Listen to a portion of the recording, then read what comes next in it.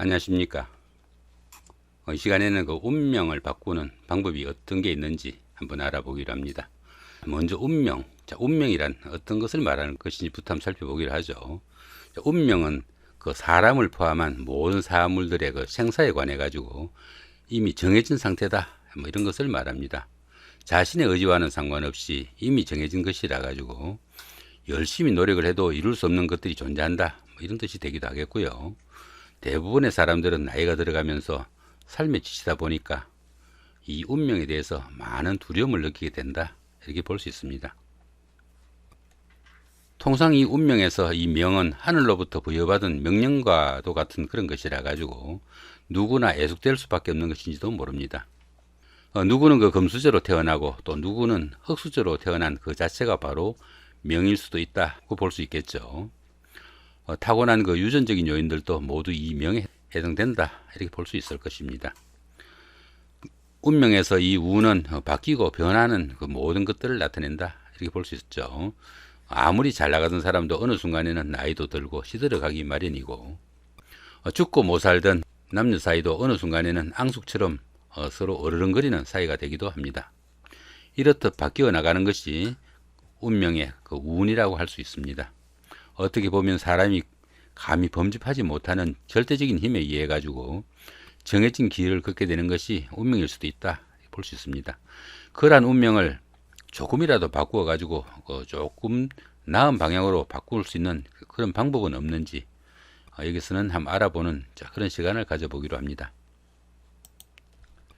자, 그러면 운명을 바꾸는 방법에 어떤 것들이 있는지 한번 알아보기로 하죠. 자, 첫 번째, 결혼이란 제도가 있습니다. 운명을 바꾸는 그 여러 가지 방법 중에 가장 확실한 방법이 이 결혼이 아닐까 생각도 됩니다. 그래서 그 결혼을 제2의 탄생이라고도 합니다. 자신의 인생을 바꾸는 방법 중에서 흔히 백마탄 왕자를 기다리는 그 신데렐라 이야기 같은 거 하고, 그 다음에 계모의 구박을 받았으나 나중에 왕자를 만나가지고 행복을 누린다는 우리나라의 그 콩쥐팥쥐 이야기도 있습니다. 최근에는 남편이나 아내로 인해 가지고 목숨을 빼앗기는 사례도 많이 발생하기도 하고요. 반면에 또 어떤 사람은 재벌의 딸이나 남편과 만나 가지고 일약 그 상류층으로 발돋움하는 그런 사례도 많이 생깁니다. 그만큼 결혼은 한 사람의 운명을 바꾸는 결정적인 동기가 될 수 있다 볼 수도 있겠죠. 자, 그 다음에 또 어떤 게 있습니까? 자, 기도 아니면 엄덕 쌓기, 이런 것들도 있을 수 있습니다. 뭐 흔히 그 운명도 엄덕 앞에는 길을 비킨다 이런 말도 있습니다. 진정으로 다른 사람들 위해서 좀 봉사하는 마음으로 엄덕을 쌓게 되면은 모든 복이 자신을 위해 다가온다고도 합니다. 그러나 그 엄덕이 정말로 자신한테 복으로 다가오는지는 확인하기도 힘들고 순수하게 또 적선하기도 쉽지 않은 그런 상황이 되다 보니까 좀 더 확실한 방법이 없는지 많이들 또 찾게 되죠. 자, 그 다음에 또 필요한 것이 뭡니까? 또 계명이라는 방법이 있을 수 있습니다. 이 계명은 어떻습니까? 개운의 단골 메뉴죠. 그러다 보니까 누구나 운명을 바꾸는 방법으로 계명을 생각하게 됩니다.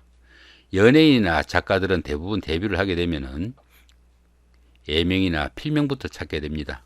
그만큼 그 예명이나 필명이 그 사람의 인기를 좌우하게 되고 급기야는 그 이름이 연예인이나 작가의 운명을 좌우하기도 한다 이렇게 볼 수 있습니다. 자, 그러면은 그 이름과 사주팔자의 관계를 한번 살펴보기로 하죠. 사주팔자가 타고난 운명이라고 말하지만 실상은 그 드러나지 않는 운이라고 할 수 있습니다. 그에 반해 가지고 이름은 밖으로 드러나는 운이라고 볼 수 있겠죠. 사람을 구하더라도 사주를 보고 찾지는 않지만은 이름만 보고도 그 사람이 어떤 사람인지 가늠하기도 합니다. 또한 아무리 사주팔자가 좋아도 사주팔자로 그 사람을 지칭하거나 부르지는 않습니다. 반면에 이름은 그 이름이 좋든 나쁘든 그 사람을 나타내는 대표적인 명칭이 됩니다. 이렇듯이 이름은 그 사람의 운명을 이끌어가는 하나의 이정표가 된다 이렇게 볼 수도 있을 것 같습니다. 자, 그럼 이번에는 그 이름과 운명의 상관관계를 한번 살펴보기로 하죠.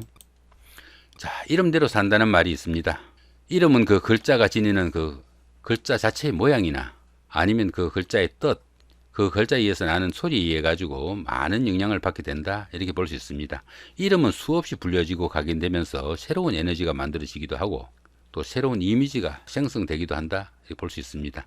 그 생성된 에너지는 밤낮으로 그 이름의 주인공에게 크든 작든 영향을 끼치게 됩니다. 그러다 보니까 우리가 하루 중에 1, 2초가 없다고 해가지고 아무런 차이를 느끼지 못합니다. 그러나 그 1초 1초가 꾸준히 같은 방향으로 움직이다 보면 결국은 하루가 되고 한 달이 되고 걷게 하는 1년이 지나갑니다.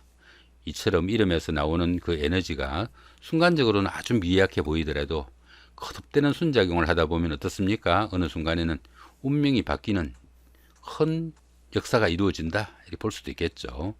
좋은 이름은 꾸준히 좋은 방향으로 움직이게 되고 또 나쁜 이름은 나쁜 방향으로 조금씩 움직여져 가지고 결국은 그 사람을 나쁜 쪽으로 인도하게 마련이다, 이렇게 볼 수 있습니다. 어느 순간에서 보면은 그 조금 나쁘게 움직이든 조금 좋게 움직이든 그 거리가 아주 미약하기 때문에 아무런 영향이 없는 것처럼 보이지만은 어느 정도 시간이 지난 후에는 완전히 다른 삶을 살게 될 수도 있다, 볼 수도 있겠습니다. 자, 그 다음에는 어떻습니까? 베스트셀러도 이름이 좌우한다는 말이 있습니다. 어떤 물건이든 그 물건의 이름이 그 물건의 운명을 좌우하기도 합니다.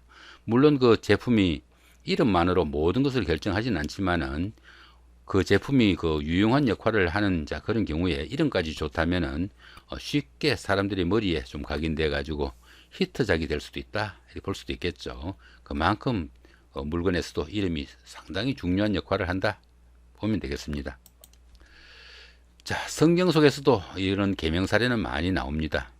사주팔자나 운명을 이야기하다 보면은 가장 이상한 눈초리로 쳐다보시는 분들이 아마 기독교 신자분들이 아닐까 생각도 됩니다. 그러나 성경에서도 계명에 대한 이야기가 나옵니다. 창세기 17장에서는 네 이름을 아브람이라 하지 말고 아브라함이라고 하리니 이는 열국의 아비가 되게 함이니라 하는 구절이 나옵니다. 또 그 다음 보면은 또 네 아내 사례는 사라라 하라, 이는 그 열국의 어미가 되게 함이니라 하는 구절이 나옵니다. 결국 이름을 바꿔야만이 만인의 통치자가 될 수 있다, 뭐 이런 것을 그 성경에서도 나타내주는 그런 사례라 이렇게 볼 수 있습니다. 자, 그 다음에 그 우리나라의 고속도로가 이름이 바뀌어진 그런 사례도 있습니다. 대구와 그 광주를 잇는 고속도로가 그 88 올림픽 고속도로입니다. 그 후에 그 확장 공사를 거쳐 가지고 대구 광주 간 고속도로라는 명칭으로 바뀌게 됩니다. 그런데 그 통상 부를 때는 그 약칭으로 부르게 되죠. 그러다 보니까 약칭으로는 그 광대 고속도로라는 이름으로 되다 보니까 흔히 그 피에로를 연상시킨다, 이런 민원이 줄을 잇게 돼 가지고 결국은 달빛 고속도로로 개명을 하게 된 그런 사례입니다. 자, 개명에 대한 여러 가지 사례들 또 욕구들 한번 살펴보기로 하죠. 김대중 전 대통령은 그 이름의 가운데 중자를 바꾸어 가지고 대통령이 될 수 있었다, 이렇게 전해집니다. 또 회사에서는 또 어떻습니까? 회사의 그 상호가 그 회사의 운명을 바꾸어 놓기도 하고요. 또 회사의 제품은 그 제품의 이름에 따라서 완전히 다른 운명을 걷게 될 수도 있게 된다, 볼 수 있습니다. 이름은 그 사람의 그 성격과 행동은 물론 일상생활의 그 사소한 패턴까지 영향을 끼친다고 합니다. 사람들도 자신의 그 그릇 크기에 따른 이름을 가짐으로써 성공적인 인생을 살 수 있게 되지 않을까, 이렇게 볼 수 있습니다. 자, 그렇다고 해서 그 이름을 자주 바꾸면 또 어떤 역할이 생길까요? 이름은 오래 사용할수록 그 영향이 커지게 된다, 이렇게 볼 수 있습니다. 이름을 너무 자주 바꾸게 되면은 그 사람 자체의 그 정체성이 없어지게 되고 행운을 바라고 함부로 이름을 바꾸게 되면은 복은커녕 재앙으로 돌아오기 쉽다, 이렇게 볼 수 있습니다. 결국 그 좋지 않은 일로 그 뉴스에 떠들썩한 그런 사람들은 대부분 여러 번 그 개명을 한 경우가 많다 보시면은 개명도 너무 자주 하면은 오히려 화근이 된다 볼 수 있겠죠. 흔히 그 노력은 하지 않고 이름만으로 모든 것을 얻고자 하다 보니까 자기 스스로도 환상과 불합리한 사고방식에 빠지기 쉽고요. 결국 그 잦은 계명은 복을 가져다 주는 것이 아니라 그 자체가 바로 화근이 된다는 것도 같이 새겨둬야 하는 그런 사항이다, 이렇게 볼 수 있습니다. 자, 그러면 그 좋은 이름이나 어떤 것을 말할까요? 자, 흔히 그 부르기 쉽고 듣기 좋은 이름이라야 하겠고요. 또 좋은 뜻이 담긴 이름이라야 합니다. 또 그 밖에 그 너무 흔하지 않은 이름이 좋고요. 또 사주는 그 누구나 어느 정도 그 약간씩은 그 불균형이 기본적인 그런 사례로 보시면 됩니다. 그러한 그 사주의 불균형을 어느 정도 바로잡아 줄 수 있는 그런 이름이라야 좋을 것 같고요. 용이 신이 포함되는 그런 이름이 좋습니다. 또한 그 글자 간의 음영오행이 서로 상생을 이루어야 좋고요. 나쁜 뜻이 포함되지 않는 그런 이름이라야 좋은 이름이다 이렇게 볼 수 있을 것 같습니다.